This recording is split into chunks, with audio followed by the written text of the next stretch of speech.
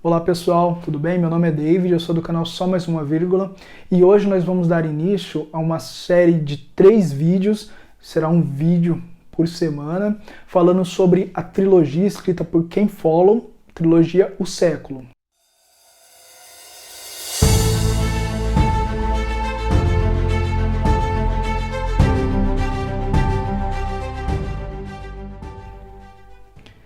A trilogia O Século vai descrever, através de 3 romances históricos, o começo do século XX até o começo do século XXI, através de 5 famílias em 5 países diferentes, em 5 países totalmente distintos entre si, não totalmente, né, porque se a gente pega ali, tem a família americana, a família alemã, a família inglesa, a família russa e a família de Gales do Sul.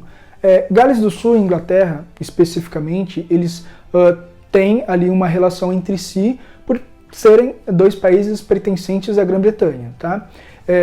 E nesses livros eles vão mostrar ali desde o início de 1914, que como a gente sabe, ele dá início à Primeira Guerra Mundial, ou simplesmente à Grande Guerra, e finaliza ali com a ascensão de Barack Obama no 3º livro, tá? Pessoal, antes daqui de iniciar falando sobre o primeiro livro, que é A Queda de Gigantes, aqui, eu quero ler um trecho para vocês, para que vocês possam já se ambientar a esse primeiro livro, se ambientar ao clima, vamos dizer, que vai pegar essa história, que ele tem início ali no ano de 1914, e ele finaliza, vamos dizer, ali no início do primeiro Reich, que começa ali no finalzinho dos anos 20 e início dos anos 30, tá? Então eu quero ler aqui para vocês. Isso daqui não é um spoiler, tá, pessoal? Porque ele fica justamente no primeiro e segundo parágrafo do primeiro capítulo, tá?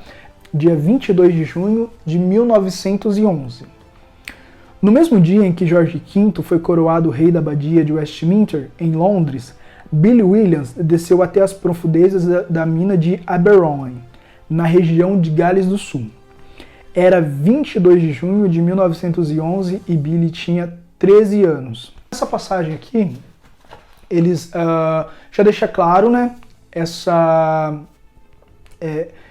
esse trabalho infantil, ou seja, Billy Williams, ele era apenas uma criança de 13 anos que já trabalhava nas minas de Gales do Sul. Para quem gosta de séries históricas, como The Crown, tem acompanhado ali, acompanhou a primeira temporada, vai ver um pouco da relação, de como era feito, né, a relação entre a Grã-Bretanha e Gales do Sul, ou não somente com Gales do Sul, mas com todos os seus os países colonizados, países na África, países na América, como era essa relação entre o reinado, né, entre o reinado da Grã-Bretanha com os outros países. Inglaterra, quando você analisa ali no começo do século XX, no finalzinho do século XIX, a gente pode pegar alguns países como Inglaterra, França, Alemanha, Itália, Rússia. A Rússia, vamos deixar aqui a ideia da Rússia, daqui a pouco a gente volta a falar dela, tá? A gente pega esses países, a gente vê que a Europa em si, ela passava por uma crise ali por diversas guerras curtas, né, muitas das vezes, guerras de alguns meses, e havia ali uma tensão na Europa, principalmente entre Alemanha e Inglaterra, que eram as duas maiores potências que a Europa tinha até então. Além da grande importância que o Império Austro-Húngaro tinha para esse momento histórico, tá?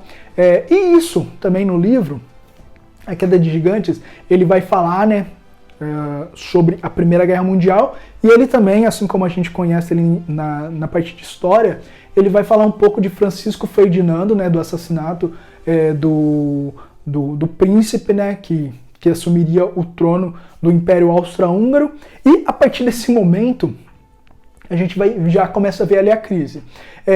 Ken Follett, ele vai trazer esses romance histórico, né? Ou seja, romance histórico, lembrando que é totalmente diferente de livros românticos, enfim, Romeu e Julieta. Romance histórico nada mais é do que pessoas que têm ali uma história, personagens fictícias, que ele tem o seu desenvolvimento dentro ali da história, um personagem fictício, ele tem o seu desenvolvimento muitas das vezes junto com personagens que existiram, reais. Então se você pega ali mesmo o primeiro parágrafo, que ele fala que o jovem Billy Williams, ele começou a trabalhar nas minas no mesmo dia do que Jorge V, que é um personagem real, que existiu, que esteve dentro da história, que foi rei da Inglaterra, então vocês começam já analisar ali o que seria em si um romance histórico, que é nada mais do que colocar personagens fictícias com características de personagens reais. Eles têm características reais, eles têm gosto, eles têm uma nacionalidade, eles têm um período histórico, eles fazem parte de um tempo histórico, juntamente com personagens reais dentro daquele mesmo tempo histórico, tá? Então seria assim, uma linha do tempo em que ele vai se iniciar ali em 1914, no caso do livro, não falo nem o capítulo 1. O capítulo 1, como vocês viram, ele se inicia em 1911, né, 3 anos antes da Primeira Guerra, que é o tempo até mesmo de Billy Williams ele completar a sua maioridade até então, que é diferente, acho que lá era 16 anos, se eu não me engano, e ele poder entrar no exército e lutar ali na Primeira Guerra Mundial. Então esse primeiro livro, ele se inicia aí, ele vai apresentar pra gente cada família e cada importância familiar. Ele vai apresentar, por exemplo, do lado alemão, um dos grandes personagens ali que tem, que ele é um dos duques, ele é rico e tudo mais, então ele tem uma grande amizade com um dos personagens ingleses, porém essa grande amizade, ele acaba tendo alguns conflitos históricos por causa de, como a gente sabe, Inglaterra e Alemanha serem uma dos aliados e a outra do eixo. Então cria-se essas contendas, criam essas brigas entre si, brigas muitas das vezes literal mesmo, de guerrear entre si, mesmo um amando o outro, um sendo amigo do outro, há essas contendas ali dentro, bem como agora partindo, como eu falei para vocês, lembrando a Rússia aqui, como eles estavam.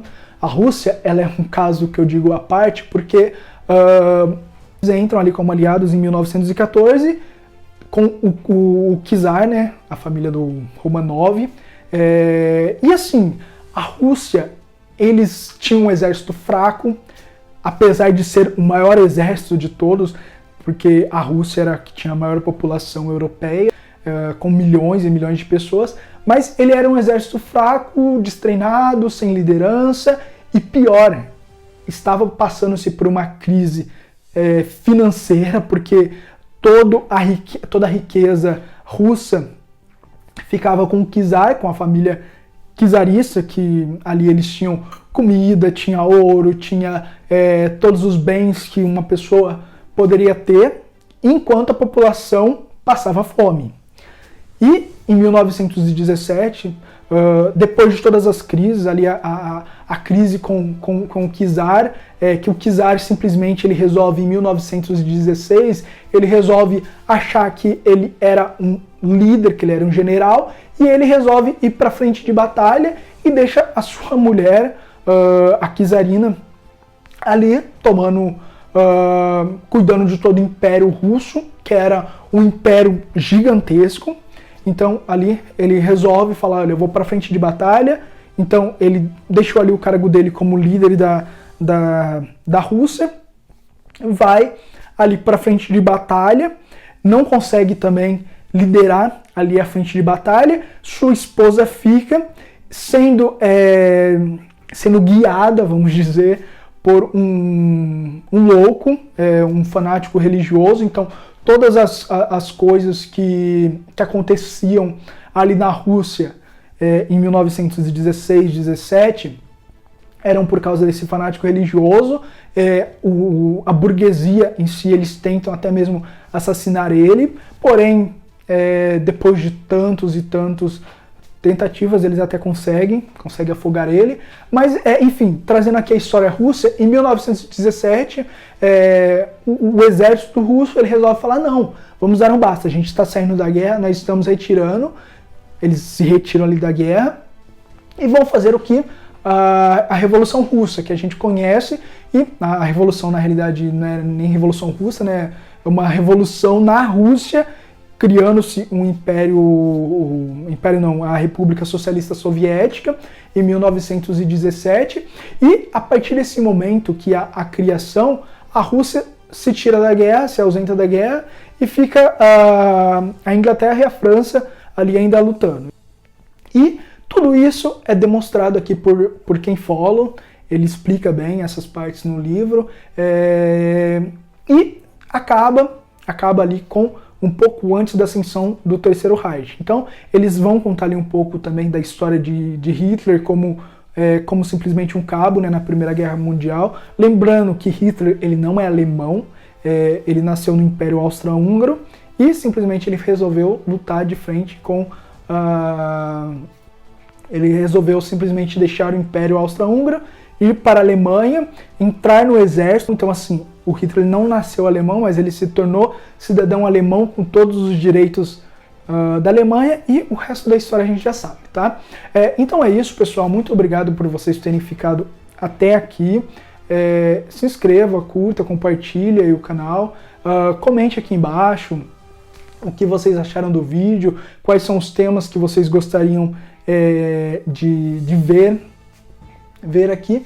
E na semana que vem a gente vai trazer o próximo livro aí da ascensão do Segundo Reich, até, no caso, o final da Segunda Guerra Mundial. Então é isso, pessoal. Muito obrigado e tchau, tchau.